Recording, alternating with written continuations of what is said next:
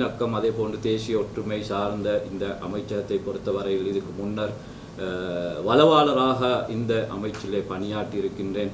எனவே எமது நாட்டை பொறுத்தவரையிலே கடந்த கால வரலாறுகளை எடுக்கின்ற போது தேர்தல்களை பொறுத்தவரையிலும் இனவாதத்தை தூண்டி தனது ஆட்சியை கைப்பற்ற நினைத்த யுகங்கள் தான் கடந்த காலங்களிலே இருந்தன.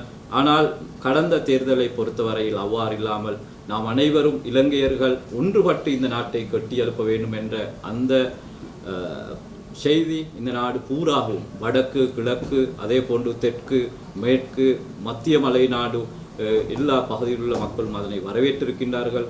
எல்லோரும் இணைந்த ஒரு அரசாங்கம் உருவாகி இருக்கின்றது. எல்லோரும் இனவாதமாக மதவாதமாக சிந்திக்காது நாம் இலங்கையர்கள் என்று சிந்திக்கக்கூடிய இந்த சந்தர்ப்பம் உருவாகி இருக்கிறது. எனவே ஒரு பாரிய பொறுப்பு என் மீது சுமத்தப்பட்டிருக்கிறது.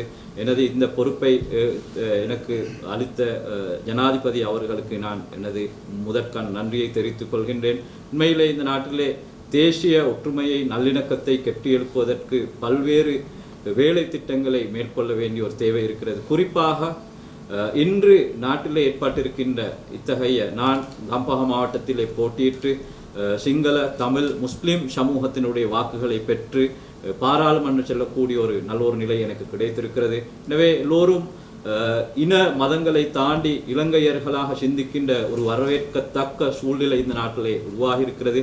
இதனை எவ்வாறு வலுப்படுத்தி ஸ்திரப்படுத்தி இதனை எவ்வாறு நல்ல முறையில் மேற்கொள்வது என்பதை பற்றி சிந்திக்க வேண்டிய ஒரு தருணம் இருக்கின்றது.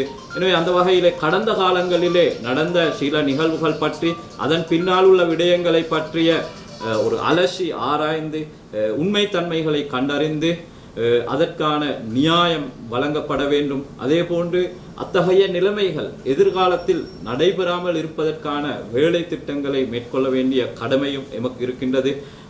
சில போது பாதிக்கப்பட்டவர்களுக்கான நஷ்ட ஈடுகள் வழங்க வேண்டிய கடமைகளும் இருக்கின்றது.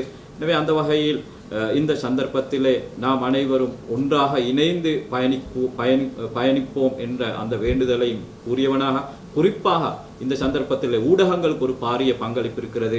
ஊடகங்களுக்கு ஒரு பெரிய ஒரு விடயத்தை மேற்கொள்ள முடியும். மக்களுக்கு இடையிலே வேறுபாடுகளை அது குரோதங்களை வளர்க்கின்ற முறையில் எமது செயற்பாடுகளை மேற்கொள்ளாமல் மக்களுக்கு இடையிலே நல்ல உறவுகளை ஏற்படுத்துகின்ற ஒற்றுமையை ஏற்படுத்துகின்ற அவர்கள் புரிந்துணர்வை ஏற்படுத்துகின்ற ஒரு ஊடகமாக நாங்கள் பரிணாமித்து இந்த நாட்டிலே வளமான ஒரு நாடு சந்தோஷமான ஒரு வாழ்க்கையை கட்டியெழுப்ப நாங்கள் அனைவரும் பயணிப்போம் என்று வினவி வேண்டியவனாக අවසාන වශයෙන් මේ අවස්ථාවට සහභාගී වූ ඔබ සියලු දෙනාටම විශේෂයෙන් අපේ ආරාධනා පිළි අරගෙන සහභාගී වූ අපේ ගෞරව විශේෂයෙන් ආගමික නායකයන් ඒ වගේම මගේ මිත්‍රයන් ඒ වගේම සහෝදරවරු ඔබ සියලු දෙනාටත් මම ස්තුතිවන්ත වෙනවා.